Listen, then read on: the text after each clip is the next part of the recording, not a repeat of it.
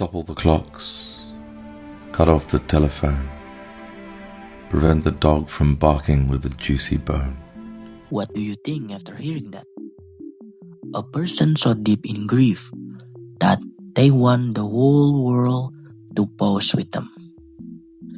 Today, we are going to explore Funeral Blues by Winston Hugh Auden or W.H. Auden through 4 approaches: authorship, contextual, textual analysis, and reader response. Let's get started.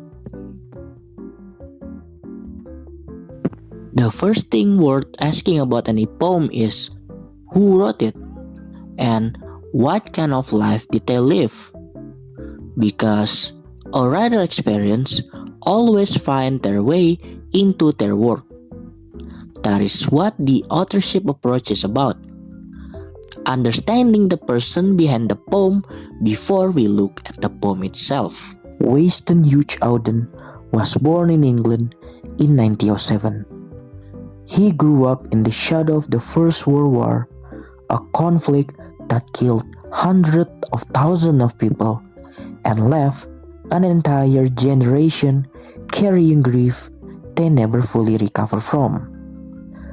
That was the world Auden grew up in.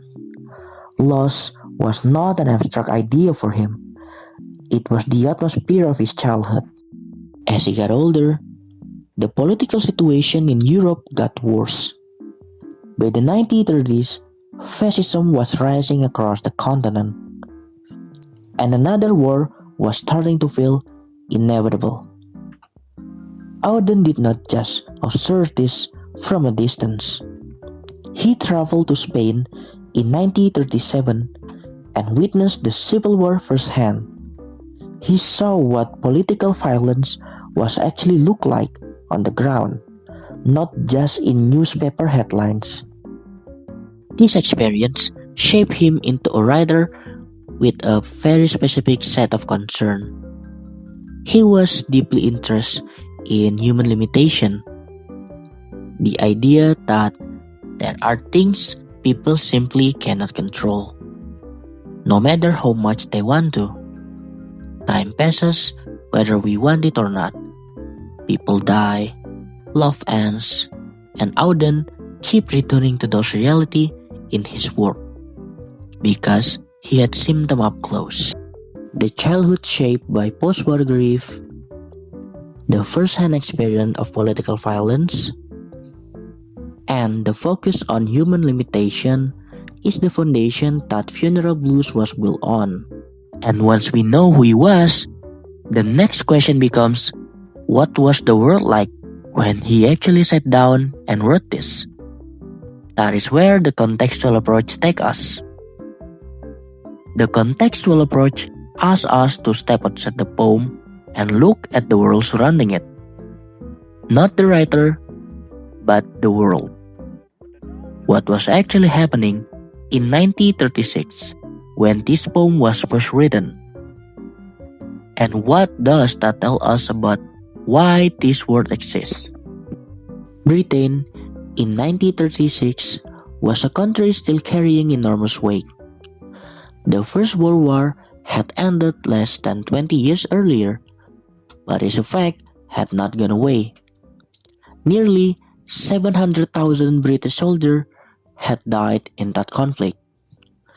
That means almost every family in the country had lost someone. Grief had stopped being a private thing. It had become part of the national fabric. War memorials appeared in towns across the country. Remembrance Sunday became a national ritual. The 2-minute silence observed every November 11 was a moment where the entire country stopped together to mourn. Private loss and public commemoration had become deeply tangled together. And then, just as people were still carrying all of that, the 1930s brought a new wave of dread. Hitler came to power in Germany in 1930. The Spanish Civil War broke out in 1936, the same year this poem was written. Fascism was spreading. Another war was not just a possibility. It felt like it was already on its way. People in Britain were grieving for what had already been lost and quietly bracing for more. This is the atmosphere the poem was born into.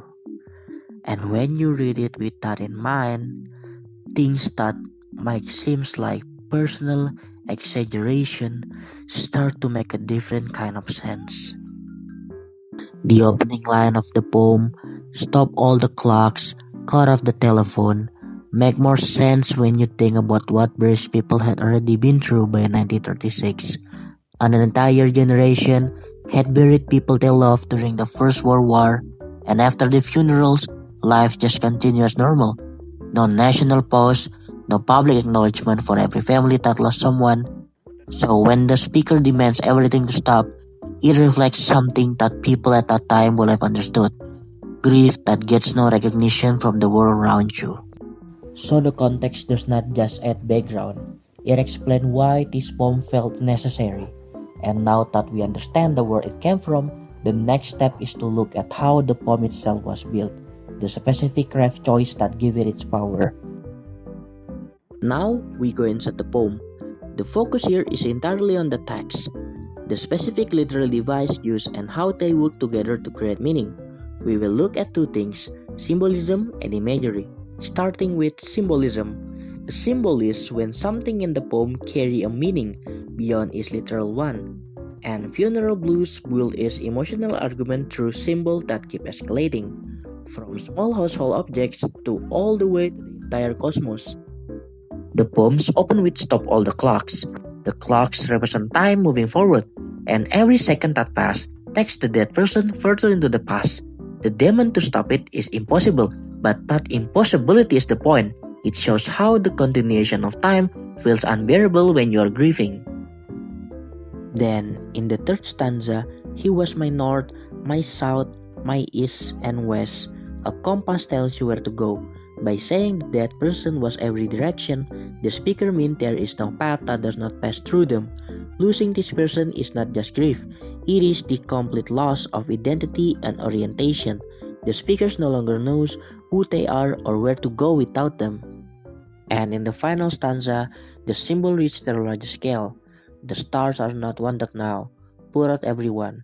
Pack up the moon and dismantle the sun." The symbol have escalated from a clock in the house to the destruction of the entire universe. Now, moving to imagery. Imagery is the use of specific, concrete details that create a clear picture in the reader's mind.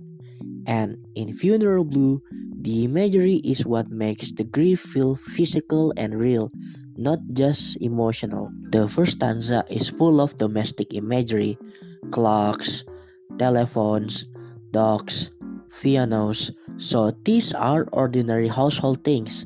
By filling the openings of the poem with such a familiar object, Auden grounds the grief in everyday life. This is not an abstract sadness, it is happening in a real house, with real objects, in the middle of a normal day. The second stanza shifts to public imagery. "Let aeroplanes circle moaning overhead, scribbling on the sky the message, 'He is dead.'" The image of plane riding across the sky is vivid and specific. It takes something that is usually private, one person grief, and project it across the entire sky for everyone to see. The scale of the image matches the scale of the speaker loss. Then, in the third stanza, the imagery becomes more personal and quiet. "My working week and my Sunday rest, my noon, my midnight, my talk, my song." These are not dramatic images, they are small, everyday moments, but that is exactly what makes them hit so hard. The speaker is not talking about grand romantic gesture, they are talking about the ordinary texture of sharing a life with someone and how completely that disappears when they are gone. These two aspects, symbolism and imagery, work together to do something specific. The symbol give the grief meaning and structure. The imagery make it feel real and physical. Together, they turn an emotion into something the reader can actually see and feel. And that brings us to the final question. We have looked at the craft inside the poem, but what does all of this actually do to a real reader? That is where the reader response approach comes in. The reader response approach focuses on the reader's personal experience with the poem. It is not about the writer or the history, it is simply about what the poems mean to the person reading it and what personal memories or feeling it brings up. When I first read this poem, it reminded me of when my grandmother passed away. I was still in elementary school at the time.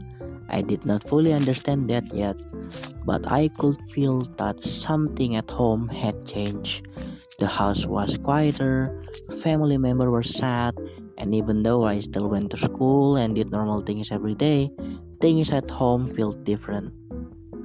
The line, "I thought that love will last forever," I was wrong. When you are a child, you do not think about losing the people around you. You just assume they will always be there. Losing my grandmother was one of the first time I realized that it's not always true.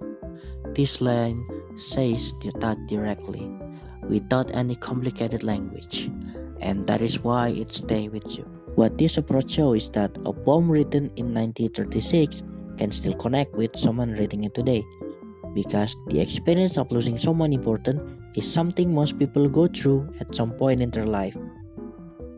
So we have just gone through 4 different ways of looking at funeral blues by Weston Hughes Auden. Through the authorship approach, we learn about who Auden was, a writer who grew up surrounded by the effect of war, witnessed political violence firsthand, and chose to write about the things humans cannot control.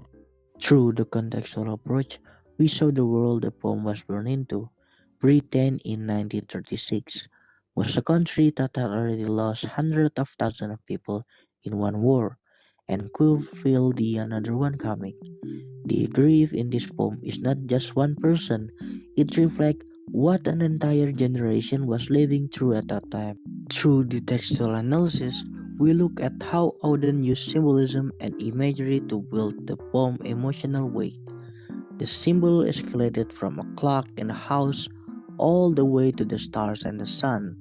The imagery moved from domestic and quiet to fast and devastating. Those joys are what make the grief in this poem feel real and not just fabricated.